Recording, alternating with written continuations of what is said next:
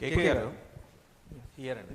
ఇప్పుడు ఇందాక మీరు చెప్పారు 7% జూనియర్ ఎన్టీఆర్ అండ్ 11% వచ్చేప్పటికి జగన్మోహన్ రెడ్డి గారు అన్నారు. కాదండి, మీకు ఓవరాల్ ఆన్ యావరేజ్గా ఏజ్ వైజ్గా చూసుకుంటే అన్ని ఏజ్లో 11% ఉంది. ప్లీజ్ ఎలాబరేట్, ఎందుకంటే ఇందాక మీరు చెప్పేప్పుడు నేను చెప్తాను, అందుకే మీకు డేటా వైజ్గా అదే క్వశ్చన్ చెప్తాను. జూనియర్ ఎన్టీఆర్ గారు కదా మీరు అడిగేది.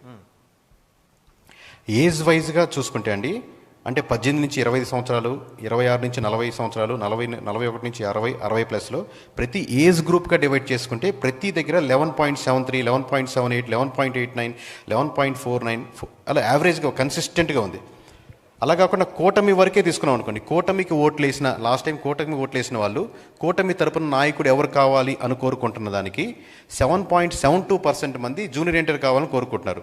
అదే పవన్ కళ్యాణ్ గారిని అంటే కూటమి తరపున ఓట్లు వేసిన వాళ్ళలో పవన్ కళ్యాణ్ గారిని 39.53% వచ్చింది, నారా లోకేష్ గారికి 47.55% వచ్చింది.